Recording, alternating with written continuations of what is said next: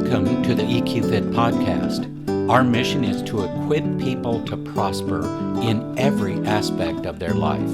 Whether you're at home or in the workplace, we explore practical ways of improving success, satisfaction, finding balance, and building enjoyable and beneficial relationships. Thank you for joining us. You know, over the years, I've had people ask me, how can you measure the things you say you can measure? And my answer is usually something like, very carefully. And I don't mean to be flippant about that. I want to add humor into what I do because a lot of what I do can be pretty serious, especially if we're working in an intervention mode or where the culture is toxic or where there's some other things going on that just aren't all that positive. But then I'll answer them more openly and truthfully and say, listen, when you understand what you can measure and how each of these different measures comes together to give you a clarity of insight that you couldn't get any other way, and then you use something like that for 35 or 40 years, that's how I know I can measure what I say I'm going to measure. And today we're going to talk about one of those things.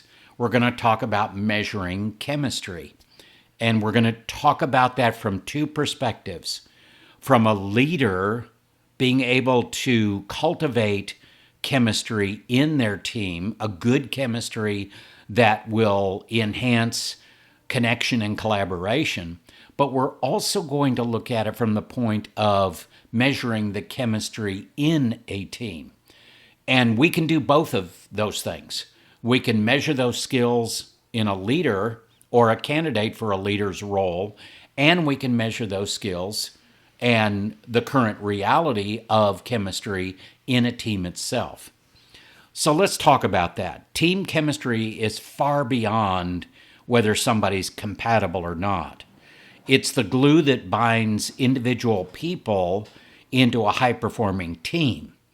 In many ways, chemistry in teams is the product of two really important things, empathy and people skills. I'll talk a little bit more about those later. These two closely related qualities enable team members to understand each other, respect their differences, and collaborate effectively. When a team has great chemistry, you can almost feel it in the air. You literally can sense it, that this team really has good chemistry. And I hope you've been a part of that. If you haven't been a part of a team like that, try to figure out how to get there because it is a huge blessing to be able to work in a team like that. I have a team like that right now in my organization, EQ Fit. I love working with my team. And I've got a couple of strategic partners that I work with, and I love working with them as a team. And that really makes our work so much more valuable, not just to our customers, but to ourselves. So when a team has that great chemistry and you can really feel it, there's open communication, there's trust, there's a collective drive to reach shared goals. And in many cases, there's shared values in that. On the opposite side, when a team is lacking chemistry, even the most talented professionals can find themselves mired in conflict, misunderstanding, and stagnation, or just being stuck. So we're going to explore why chemistry in teams matters. Also, how it influences a team's performance and functioning. And we're going to look at how leaders can purposefully cultivate chemistry by leveraging empathy and people skills. And those are the critical skills for a leader to be able to generate, cultivate, and grow the chemistry that they want in their teams. Now, how are we going to actually measure this empathy and people skills? We're going to do it through a variety of assessments specifically selected to do that. For the leader, we're going to look at mindsets and motivators, the why behind the way they do things. We're also going to look at emotional intelligence assessments. We're going to look at habit story assessment, where we're measuring productive and counterproductive habits, where we're measuring response patterns and emotional states. From all of those different kinds of assessments, including personality assessments, and notice I leave that one last because that's kind of where everybody else starts. Oh, let's do a personality assessment and we'll know how everybody's doing and who they are and we'll be all good. Well, I hate to disabuse anybody of the fact that one assessment is all you need, because it isn't. Frankly, one assessment will give you just enough information to create some bias and not really understand the totality of what's going on. Is it better to use one assessment than no assessments? Yeah, sure. But the way you use assessments don't go beyond what they're intended to do. And I say that because so many people out there are doing a do-it-yourself approach to assessments. And all I'm saying to you is, good for you, you're on the right path, but don't stop at just a personality assessment, because it isn't even the most important assessment you can do. There are so many other dimensions of assessments that can add incredible insight. And putting all of those things together gives you far better insight, better data, better decisions, better outcomes. That's what we want. So let's talk a little bit to start with about team chemistry, because I think that's kind of the outcome we want, is really, really good team chemistry. Where does that come from? What does it look like? Well, heightened collaboration. A team that has empathy and good people skills naturally communicates more effectively. Members feel comfortable voicing their opinions. They trust one another to provide honest, constructive feedback. And I'm going to do an entire series down the road on constructive feedback, because a culture of constructive feedback will get you farther faster than just about anything else in an organization headed toward organizational health and vitality, which is where we want to go. So what else does good team chemistry bring? Strong trust and mutual support.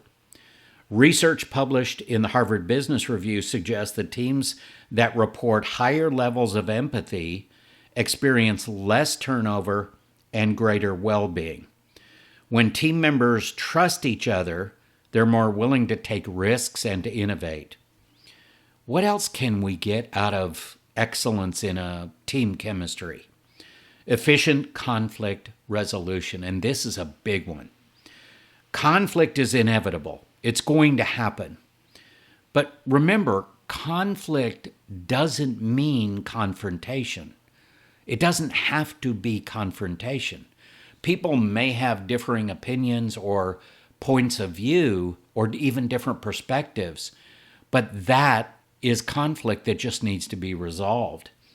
But if we have excellence in our team chemistry, our team is going to have the chemistry necessary to address those disagreements promptly. Their empathy is going to kick in and help them see issues from everybody's perspective, while their people skills are going to encourage respectful dialogue. I use a kind of a analogy, I guess, around this. If there is a disagreement, you can argue from a principle, which is what's good for everybody, or you can argue from a position, which is usually what's just good for me. And I have some people that say, I don't understand the difference. I say, okay, here's the difference.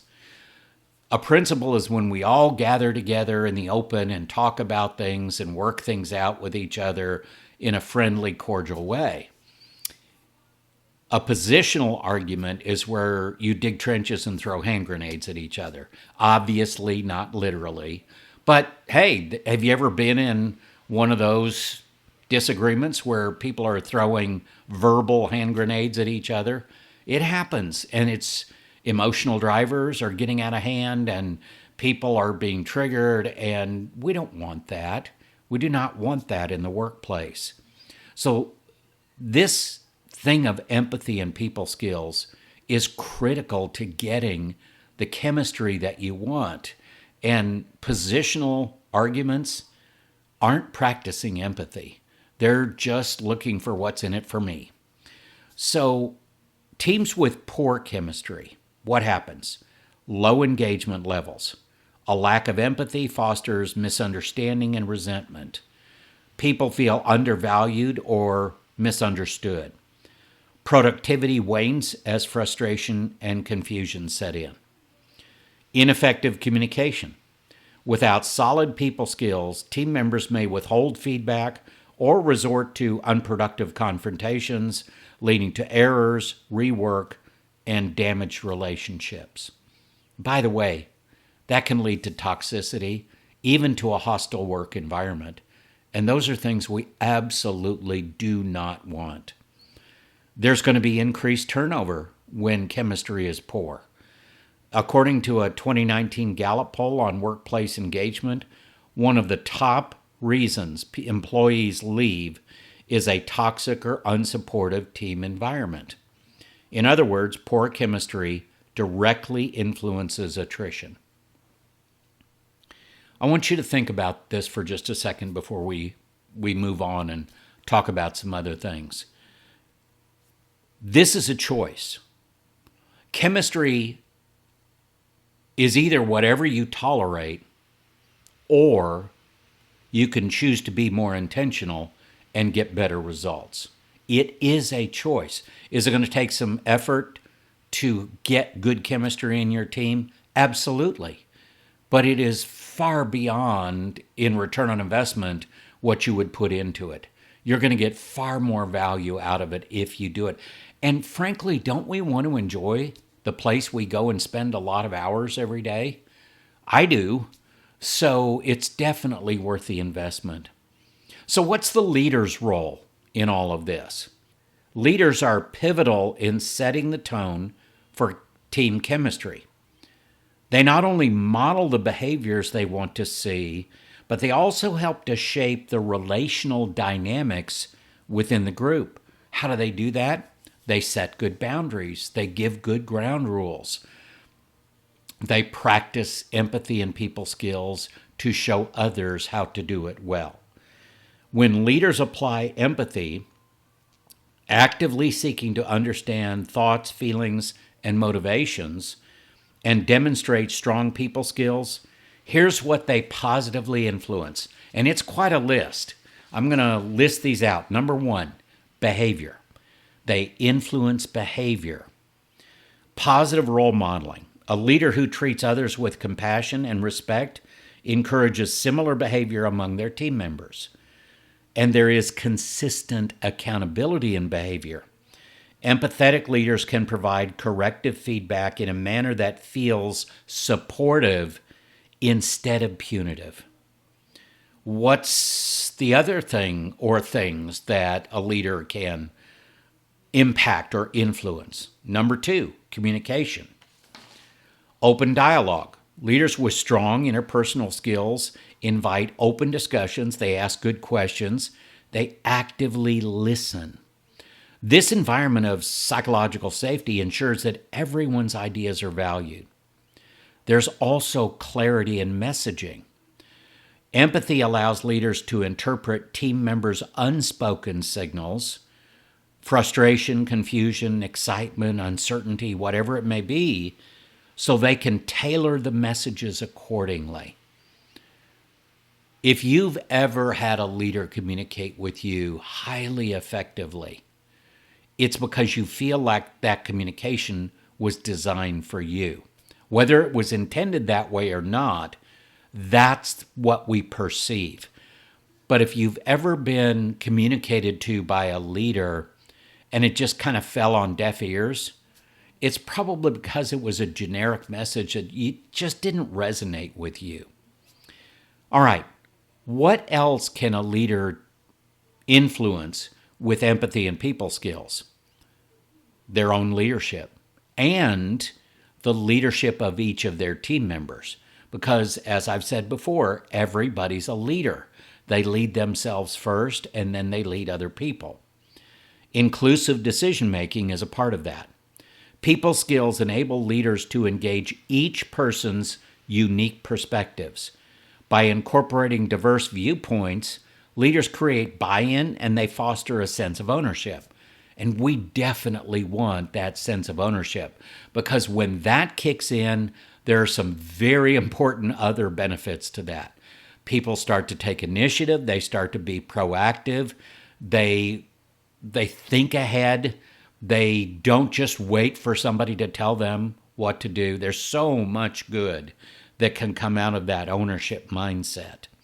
Also, under this ability to create good leadership through these skills, motivation and morale is a big benefit. When leaders genuinely empathize, they connect people's work to their values and their aspirations, which fuels intrinsic motivation, which is what we want. We don't want to have to provide extrinsic or external motivation to people all the time, because that's exhausting. We need to engage their intrinsic motivation, their internal battery, their internal motivation, so that they are self-driving. Number 4 area of influence by a leader who practices empathy and people skills: goal setting. Shared vision. Leaders who understand individuals' motivations can align personal and organizational goals for maximum engagement. So, what does that look like? Well, it isn't just static, right? Adaptive targets. Empathy helps identify when team members are overloaded or under-challenged, allowing leaders to trust objectives before they burn out or complacency sets in them or their team members. What's the 5th area that a leader practicing empathy and people skills can have a lot of influence in? This one is a no-brainer. Relationships. Strong bonds. People skills help leaders build rapport quickly. These genuine connections form a foundation of trust and mutual respect. And then we put empathy into action here. Empathetic leaders notice when someone is struggling, whether personally or professionally, and offer support, strengthening the team unity. Now, the 6th area, I told you there was a long list here. The 6th area, social skills. Number 1 is building bridges. Leaders adept at reading social cues diffuse tension before it escalates. They also foster collaboration by connecting team members who can help each other succeed. They also have cultural sensitivity. Empathy allows leaders to recognize cultural nuances, adapt communication styles, and celebrate diverse backgrounds. Okay, that's quite a list. We've talked about measuring chemistry in teams. We've talked about measuring the skills of creating good chemistry in leaders themselves. Now we're going to move into how do we actually measure these things? So before I get into how we use the different assessments I've mentioned to measure chemistry in leaders and in their skills to create good chemistry in teams and chemistry in teams, I want to share a story that I think is really indicative of the challenge out there. Many years ago, I had a business owner come to me and say, "Steve, I'm really struggling with the culture of my company." And I asked him, "Help me understand. What is it that you're struggling with?" And he said, "I just have a culture that I don't like. It's toxic. I don't like it." I said, "Okay, how did it get that way?" And he was very honest with me. He said, "Steve, I have been working so hard on creating the business and then growing the business and doing all of the things I need to do in the areas of sales and financials and trying to manage things and trying to expand and put all the things in place process wise. I just haven't paid much attention to these other things that I know are important, but I just can't figure out what to do. So, long story short, because believe me, this is a very long story, many years worth of work. I sat in on a number of meetings. We started a culture change initiative.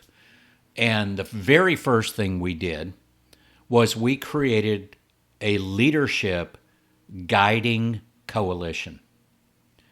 That's kind of a fancy phrase to say we got all the leaders together and said, okay, what can we all agree on are the shared values that we want to head towards and the ground rules to get there and the fact that you're all going to commit to it. Because at the end of creating these shared values that the organization will operate on and the ground rules that we all agree to, how to deal with all these different things and do the right things the right way, you're all going to sign that document. You're going to put your name on there. And so we went through a process of doing that. We interviewed, I had a couple of other partners helping me with this project. And we did interviews with all of the leadership, with several of the boots on the ground employees, and came up with a really good picture that wasn't really pretty. Organizations get the culture they tolerate. And this is exactly what's happened in this organization. Sometimes we don't do as good a job as we would like to in some of the things we're not as comfortable with. And this owner was very comfortable with the technology and the operational side of his business, but not so much the people side, and certainly not culture and all of the things that go into creating a good culture. Well, to bring this back to the focus for today, which is chemistry.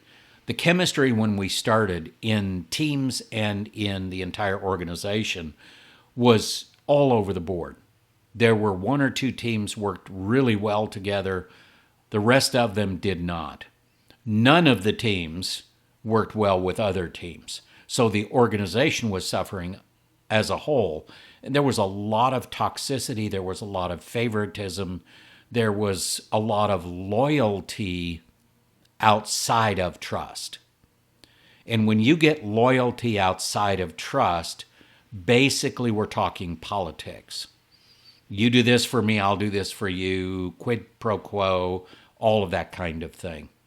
This is why it's so important when I share this with you, because it has a direct impact on the culture of an organization, the future of individuals, teams, and the entire organization. It has a direct impact on people, which my heart is to equip people to prosper. I want people to thrive, but they can't thrive if they don't have an environment that allows them to thrive. And that's why we talk about these specific areas. So many people will hear what I'm saying and they'll just shut it off because that sounds too complicated. It's not worth it. I'm going to tell you right now, if you'll invest your energy, your effort, and your resources into something like this that I'm talking about, it'll change your life. It'll change the lives of people around you. It is truly a transformational experience. And that's what's important here. We are not designed to stay the same. We are designed to transform, to change, to grow, but to do it in an intelligent fashion, not just to let things happen and hope they come out okay. Okay, enough of the sermon. Let me move back to the main body of what we're focused on today. So what are the assessments and how do they play into understanding chemistry from these two perspectives, from a leadership skill perspective, but also from measuring chemistry in teams. Well, let's talk mindsets and motivators. What does it measure? The underlying values, beliefs, and drivers that guide leaders' decisions and their interpersonal interactions. And by the way, this can be used for a team member as well. I'm going to focus more on leadership right now, but these things can be used for individual team members just as well. Why does this matter? Why does this measure of mindsets and motivators matter? Leaders who are aware of their own and their team's motivators can better align tasks, roles, and rewards with what truly energizes people, what engages people, and we want higher engagement levels. The last measure I saw in the United States from Gallup was that the engagement level in organizations right now is at about 35%. That's 1/3 of the employees. That means 1/3 of employees, on average, are giving their best to the organization. That's not really a good score. Like to see that. Well, to give you an idea, top performing organizations, that engagement number is somewhere between 70 and 90%. Whole different ballgame. Think about what your organization would look like if it got to that 70 to 90% engagement level. So we also measure emotional intelligence skills, and I have many different assessments to do this. Some of these are actually 360 assessments for leaders and team assessments that measure the critical drivers in a team to help them be successful. What are the success factors for a team? Well, let me give you the 5 that we measure in a team vital signs survey: trust, execution, motivation, teamwork, and the ability to embrace change and move forward through change. So they just call it change. But think about that: trust, execution, motivation, teamwork, and change. If you can measure those things in a leader or in a team or in an entire organization through what we call the vital signs toolbox, you're going to have data you just can't get this data anywhere else. Nobody else measures it and gives you actionable data. Oh yeah, you can go do climate surveys on. It's not going to be actionable data. You're going to get this big, huge binder of information that most people have no idea what to do with that because they're not designed for transformation. That's why I love the assessments that I use. Now, what about these other emotional intelligence assessments? The ability to recognize, understand, and manage your own emotions and those of other people. It helps to give us an understanding of where we are, so self-awareness, self-regulation, empathy, motivation, and social skills. Those are the 5 big categories that we're watching when we measure emotional intelligence skills. And for leaders, those are absolutely critical. Leadership is not about the technology. It is not about experience and skills in operational things. Leadership is influence, it's motivation, it's inspiration, it's encouragement, it's coaching, it is the relational aspects, it is the soft skills that so many people talk about. That's what we measure in emotional intelligence and why it's important. And again, we can measure those same things for individuals as we do for leaders. Then I want to talk about this newer assessment that I'm using called the Habit Story Assessment. It measures deep-rooted behavioral patterns. 46% of our daily decisions and actions are done habitually, which basically means with almost no thought. They're just a habit, right? Well, that's almost half of your daily decisions and actions. So don't you want those to be the very best they can be? I would. I do. And I'm working on that for myself. If we understand our habits, whether they're productive or counterproductive, we can really understand, are our habits helping us or holding us back? And then when we understand those things, we can start to make a difference for our team members. We can be a leader worth following. Habits shape everyday interactions, influencing whether leaders consistently demonstrate empathy and people skills. By pointing unproductive habits out, or what we might even think of as a default setting, but it's unproductive. When we see that, we can start to replace those with more productive habits that give us better outcomes. That's a quick look at the assessments. As always, I encourage people, if you want to talk more about assessments, because I have dozens of them that I'm certified in, and you really want to talk to somebody who's certified in multiple different types of assessments if you want to talk assessments, because you really want to get good insights. The best assessment process is the one that fits the specific situation with the right assessments at the right time, at the right level for whatever it is you're trying to do. And all of that can be done with a simple conversation with somebody like me. If it isn't me, find somebody who's certified in all those different kinds of assessments. Happy to have that conversation. Okay, let's pull this together. We're measuring chemistry in two ways. Measuring the skills that will help a leader build the chemistry that is important for a team to operate at its highest level, but also measuring team chemistry to know what's the outcome. How are we doing? How's the leader doing with that team?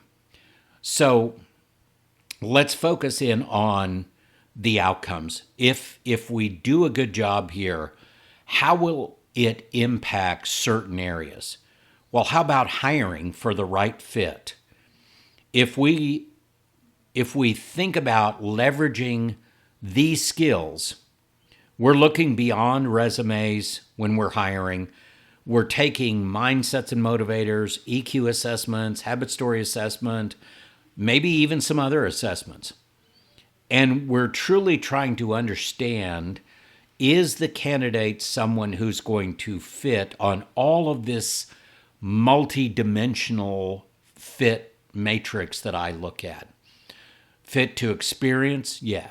Fit to skills? Absolutely. But more. Fit to the position, fit to the team, fit to the leader, fit to the organization, fit to the culture, fit to the values. That's what fit looks like. And by using assessments in the hiring process, number one, a leader who has good empathy and people skills knows how to read data on these assessments and knows what they're looking for in candidates. On the other side of that, if we're hiring for a leadership role or even just hiring a team member, these kinds of measures give us a data-driven approach to ensure that we get the right fit.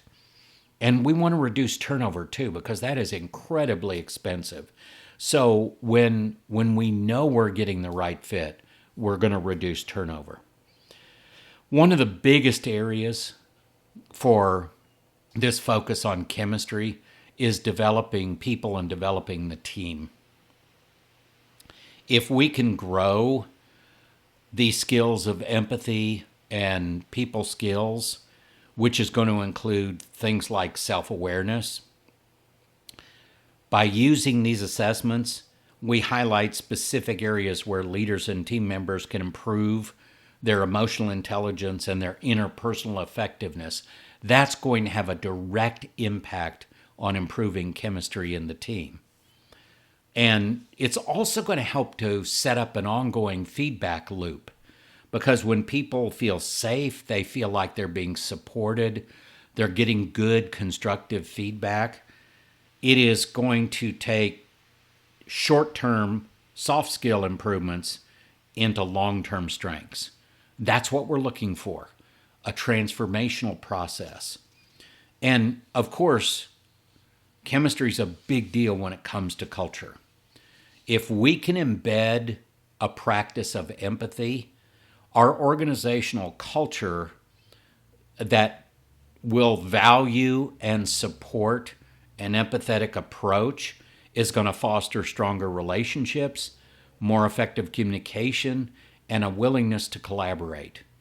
That's so critical because otherwise it's a constant battle just to get things done. And none of us wants to be there. We want to be productive and we want to enjoy the work that we're doing.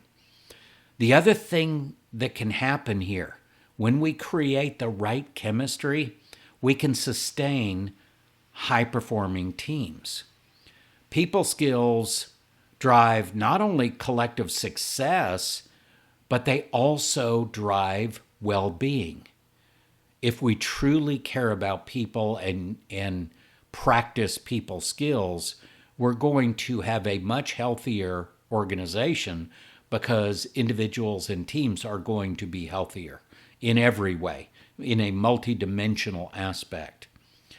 Engaged, fulfilled teams outperform competitors in innovation, service quality, and financial results. And that comes right out of a study by Sherness and Goldman, The Emotionally Intelligent Workplace. So there's real dollars involved in everything we're talking about. Team chemistry may sometimes kind of feel intangible and hard to wrap your brain around, yet it directly shapes how people work together, how they innovate, how they handle challenges. At its core, great chemistry hinges on empathy and people skills, the human elements that transform a group of talented individuals into a cohesive, high-performing team. And we do this in a more intentional way by integrating these assessments to ensure that our leaders are equipped to create the chemistry in their teams that we want and that they need and that their team members need to thrive, because that's what this is all about. And when you use these tools, whether it's for hiring or developing people or creating a better culture, you're going to have a more data-driven approach so you know where you're going. It's like we have a roadmap now. We don't have to just jump in the vehicle and hope we get where we want to go. We have an actual roadmap. What I call, if I'm hiring, our hiring process, we call talent foresight. We're looking at talent and we're gaining foresight into how they're going to perform and whether or not they'll be successful. If it's for developing people, we call it PrecisionPath. We have a precision path based on good, validated data that we can set the roadmap out for somebody to develop. And that's what it's all about, because this is a journey that's important, and we don't want to miss all of the good things along the way in the journey just to try and rush ourselves to a destination, because that's where life is lived. It's lived in the journey. Thank you for joining us for this episode. If you have any questions about this week's episode, or maybe a suggestion for future episodes you'd like us to explore, please contact us through our website at eqfit.org. For more information and inspiration, connect with us on LinkedIn, Facebook, and YouTube at EQFit.